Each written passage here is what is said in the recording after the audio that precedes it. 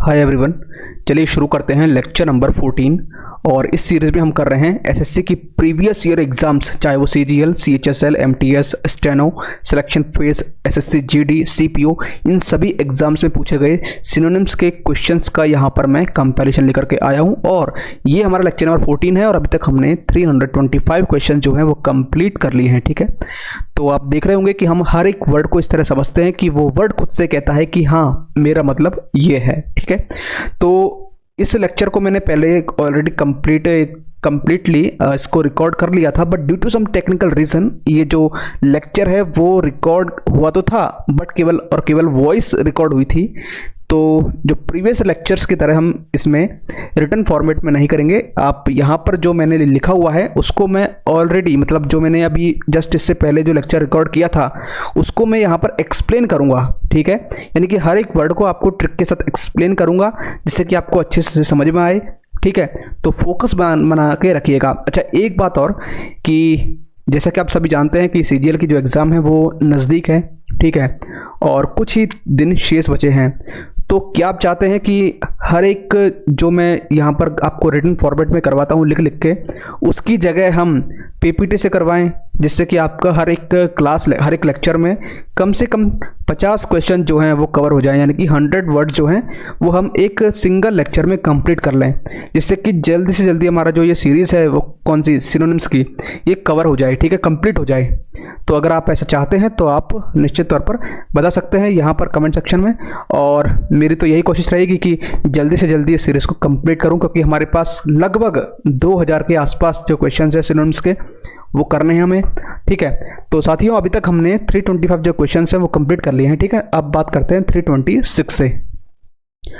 तो जैसा कि मैंने आपको बताया टेक्निकल रीज़न की वजह से ये जो लेक्चर है वो रिकॉर्ड नहीं हो पाया था, तो इसको हम अब ऐसे एक्सप्लेन करेंगे वर्बली। ठीक, तो सबसे पहला जो वर्ड आता है हमारे पास इंसोलेंट। तो इंसोलेंट कैसे याद किया था? इंसोलेंट का मतलब होता है क्या? अपमान करना, अपमानजनक। ठीक है, तो जो अपमानजनक बातें होती हैं तो वो क्या करते हैं, लोग कहते हैं कि इन जैसों पे तो क्या है 100 लानत है। ठीक है, यानी कि डिसरिस्पेक्टफुल, अगर कोई रिस्पेक्टफुल की भावना होती है, अगर हम उसको नेगोशिएट करने के लिए क्या है उसके आगे क्या लगा दिया, डिस लगा करके उसको नेगोशिएट कर दिया। ठीक है, नेक्स्ट आता है हमारे पास वर्ड एम्बेजलमेंट। एम्बेजलमेंट का मतलब होता है गबन, यानी कि किसी चीज़ को गबन करना। ठीक है, यानी कि उसका उपयोगहीन बनाना उसको। ठीक है, तो इसको यहाँ पर हम कैसे करेंगे कि जो लोग होते हैं, कुछ लोग ऐसे होते हैं जो कि बाज नहीं आते, एम्बेजलमेंट यानी जो बाज नहीं आते हैं किसी भी चीज़ को लेने में। ठीक है, वो क्या कर लेते हैं, वो गबन कर लेते हैं हर एक किसी भी चीज़ का। ठीक है, तो अपनी हरकतों से क्या बाज नहीं आते, वो गबन करने में माहिर होते हैं। मिस एप्रोप्रिएशन, यहाँ पर आप देख रहे होंगे कि एप्रोप्रिएट बातें जो होती है, एप्रोप्रिएट बातें, ठीक है, अगर हम उसको नेगेशिएट कर देंगे मिस लगा करके तो वो एक तरीके से नेगेटिव फॉर्मेट में हो जाएगा। ठीक, नेक्स्ट देखते हैं 328 एनॉर्मस। एनॉर्मस का मतलब होता है क्या? विशाल। इसको कैसे याद किया था कि जो इन लोगों में से अगर हम बात करें, कई जो चूहे होते हैं बहुत बड़े बड़े चूहे होते हैं, माउस होते हैं। ठीक है, तो इन जैसे और भी क्या है, माउस है, यानी कौन से? लार्ज माउस है। ठीक है, विशाल। ठीक है, नेक्स्ट आता है सीज करना। सीज करने का मतलब होता है समाप्त करना या फिर बंद करना। ठीक है, तो सीज करने का मतलब आप सभी जानते हैं, काफ़ी कॉमन वर्ड है कि अगर कोई भी चीज़ इलीगल है तो उसे क्या सीज कर दिया जाता है गवर्नमेंट के द्वारा। कंक्लूड करना, जैसे कि कोई पैराग्राफ है, ठीक है, अगर आप कोई रीडिंग कॉम्पिटिशन कर रहे हैं तो वहाँ पर आप उसको कंक्लूजन यानी कि उसके निष्कर्ष तक पहुँचने के लिए उसको कंक्लूजन निकालना पड़ता है, उसको कंक्लूड करना पड़ता है। ठीक है, तो यहाँ पर आप उसे कह सकते हैं कि हम समाप्ति की ओर अग्रसर हैं। ठीक है, with the help of this conclusion of that particular paragraph. ठीक, नेक्स्ट देखते हैं 330, ये है डिवेस्टेड। डिवेस्टेड का मतलब होता है वंचित। तो इसको कैसे याद किया था कि जो वंचित, अगर मान लीजिए किसी को किसी चीज़ के लिए वंचित कर दिया, तो क्यों कर दिया? क्योंकि वहाँ पर उसको क्या दे दी, उसको वैसे ही क्या दे दी, स्टे दे दी। ठीक है, उसको वैसे ही क्या दे दी, स्टे दे दी। ठीक है, यानी कि वो उसको उस चीज़ से वंचित कर दिया। ठीक, नेक्स्ट अगर इसका सिनोनिम्स देखें साथियों, जैसा कि आप सभी जानते होंगे कि ये जो है, ये वाला जो सेक्शन है ये वो है जो कि क्वेश्चन पूछा गया था और हमने यहाँ पर टू द पॉइंट लिखा है। ये वो है जो कि 4 ऑप्शंस में से राइट आंसर था, जो यहाँ पर लिखा है, और ये उनका हिंदी अर्थ है, ताकि आप जो मैं आपको यहाँ पर उनका ट्रिक बता रहा हूँ आप उससे आसानी से रिलेट कर सकें और उसको मेमोराइज करने में आपको काफ़ी हेल्प मिले। ठीक है, तो यहाँ पर हमने देखा डिवेस्टेड। डिवेस्टेड का मतलब होता है वंचित, और इसका सिनोनिम्स दिया हुआ था डेप्राइव्ड। तो इसको कैसे याद किया था हमने कि इसको याद करेंगे दे प्री, यानी कि जो पहले उसको दो जो कि क्या है, वंचित है। ठीक है, किसी भी चीज में अगर कोई वंचित है तो पहले उसको दो। ठीक है, उसको दे पहले। ठीक, नेक्स्ट आता है हमारे पास 331। ये है हर्मिट्स। हर्मिट्स मतलब होता है सन्यासी।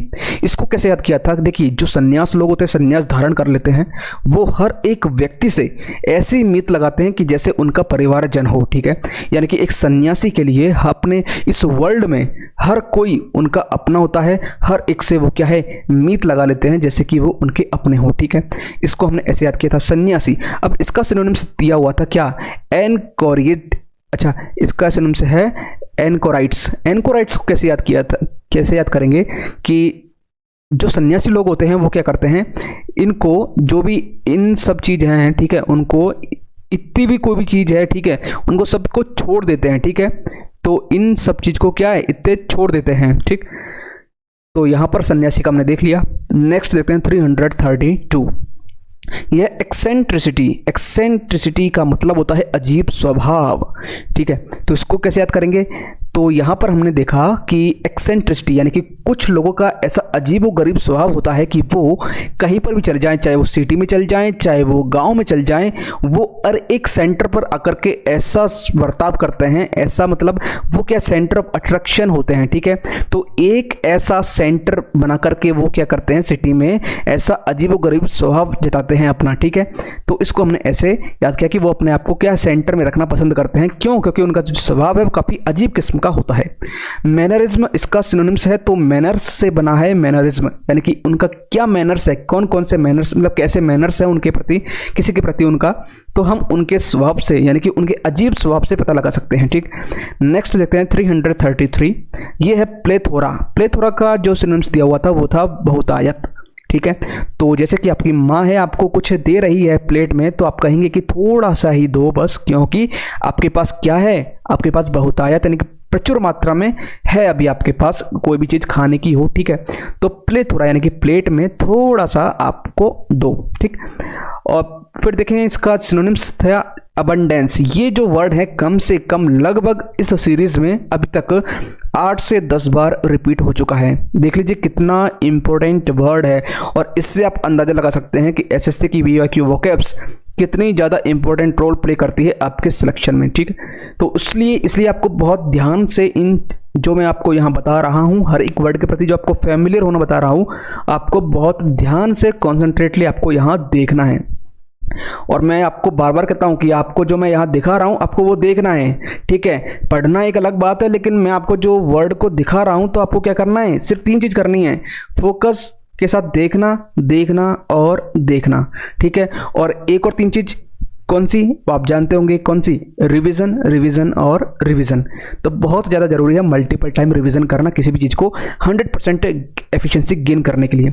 नेक्स्ट, अच्छा, इसका सिनोनिम्स हमने देखा कि अबंडेंस, तो इसको कैसे याद किया था कि जो एक एक जो बूंद होती है वही तो अनेक बनाती है, वही तो क्या अनेक बनाती है, यानी कि वही तो क्या प्रचुर मात्रा में तैयार करती है, बहुतायत होती है उनकी।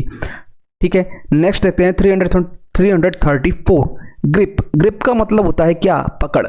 अब जैसे कि आप बाइक चला रहे हैं तो आप क्या है कि उसको कंट्रोल करने के लिए, बाइक को कंट्रोल करने के लिए आप उसकी ग्रिप बना लेते हैं हैंडल पर। ठीक, नेक्स्ट देखते हैं 335। इसका मतलब होता है इम्पेडिमेंट। इम्पेडिमेंट हमने लिया था ये वर्ड, ये है इसका मतलब होता है बाधा। आप कहीं जा रहे हैं, मान लीजिए मैं कहीं जा रहा हूँ, आई एम, मैं कहीं जा रहा हूँ। ठीक है, पेड़ अगर मान लीजिए रास्ते में मिल जाता है, पेड़ मिल जाता है रास्ते में, तो पेड़ की वजह से आपको क्या है, बाधा आ जाएगी। ठीक है, यानी कि वो आपके रास्ते में क्या बाधा पैदा कर देगा। ठीक है, इसका सिनोनिम्स है ऑब्स्टेकल। तो इसको कैसे याद करेंगे कि कोई काम कर रहे हैं आप, तो आप कहेंगे कभी कभी कि अब से टैकल करना, अब से टैकल करना क्या मुश्किल हो जाता है, क्यों, कोई ना कोई बाधा आ जाती है। ठीक है, नेक्स्ट देखते हैं 336। ये है ल्यूलेबी। तो इसका मतलब होता है क्या, लोरी। तो एक माँ है वो अपने बच्चे को क्या लल्ला लल्ला लोरी कह करके, उस छोटे से बेबी को क्या, उस छोटे से बॉय को लल्ला लल्ला लोरी कह करके उसे लोरी सुना रही है, ठीक है, इसको ऐसे याद करेंगे, या फिर उसे गाना सुना रही है, ठीक है। ल्यूलैबी का मतलब होता है सॉन्ग। नेक्स्ट देखते हैं 337, इसका मतलब है डिलाइटेड। अच्छा, इसका मतलब क्या, 337 जो है ये है हमारे पास क्या, डिलाइटेड, इसका मीन है प्रसन्न।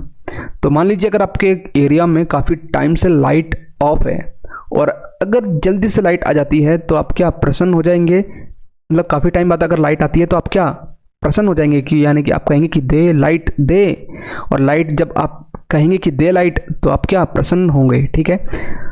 और जॉयफुल होंगे, ठीक है, जॉय एंजॉय से बना हुआ है, जॉयफुल तरफुल्ली आप एंजॉयफुल हो जाएंगे, ठीक है। नेक्स्ट देखते हैं 338, इनर्शिया। इनर्शिया का मतलब होता है क्या, निष्क्रियता, ठीक है।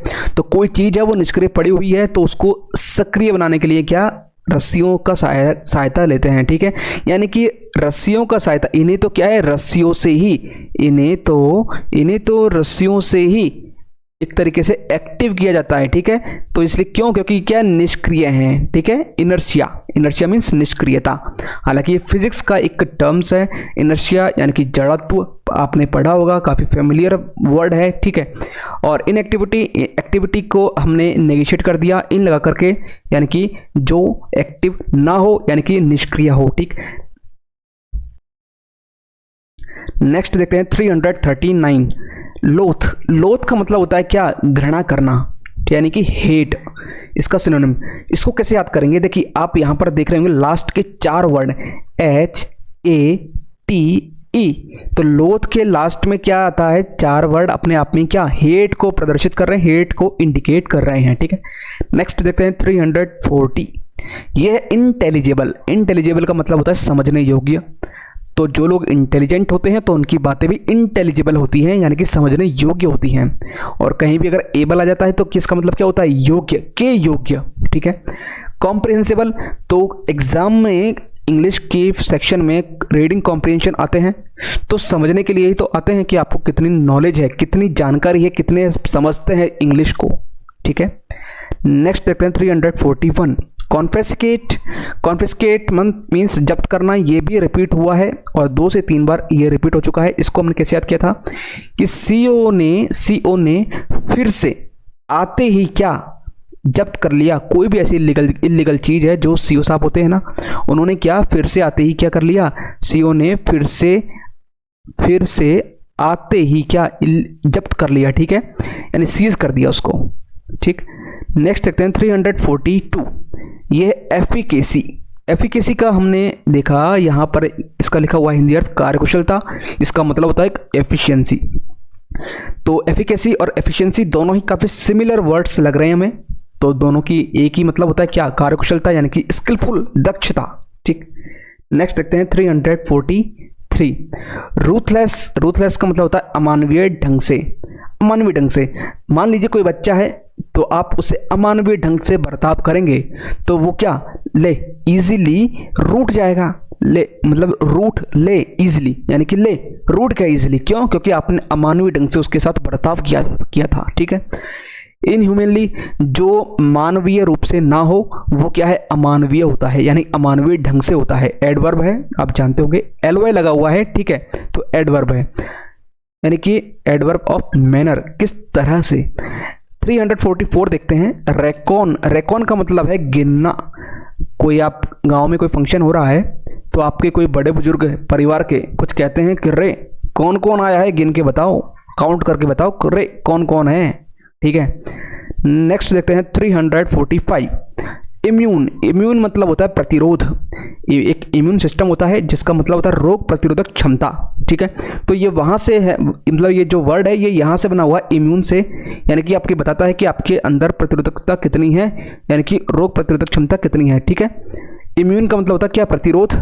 रेजिस्टेंट एक टेक्निकल वर्ड है, यानी कि एक इलेक्ट्रिकल इंजीनियरिंग टर्म है रेजिस्टेंट, यानी कि करंट का अपोज करने वाला एक जो सब्सटेंस होता है वो होता है कौन, प्रतिरोध, यानी कि रेजिस्टेंस, उसकी बाधा पैदा करने वाला, ठीक है, करंट में। नेक्स्ट देखते हैं 346, कंडेम्ड का मतलब होता है निंदा करना ये काफ़ी कॉमन वर्ड है, कंडेम करना किसी चीज़ को, इसका सिनोनिम्स है हमारे पास से डिनाउंस।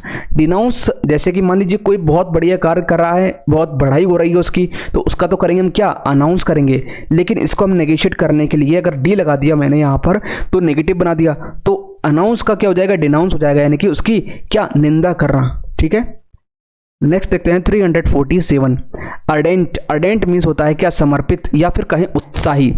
तो मान लीजिए कोई व्यक्ति है वो काफी उत्साह में, उसका रिजल्ट आया, काफी उत्साह में वो गाड़ी लेकर के गया, कहीं ठोक दी यानी डेंट आ गया, फिर कहेगा अरे डेंट आ गया इसमें, अरे डेंट आ गया, तो भाई उससे कहेंगे वो क्यों इतना उत्साह दिखा रहा था, उत्साह दिखाओ लेकिन घर में दिखा लेता। ठीक है, तो इतनी तो तेज चलने की जरूरत कहाँ गई। तो यानी कि अच्छा कमिटेड, इसका सिनोनिम्स क्या हुआ था, कमिटेड। तो यानी कि हर एक व्यक्ति अपने कार्य के प्रति क्या समर्पित रहता है, हर एक प्रति अपने कार्य के प्रति क्या कमिटेड रहता है। ठीक है, नेक्स्ट देखते हैं 348 श्रूड। श्रूड का मतलब होता है क्या, चतुर।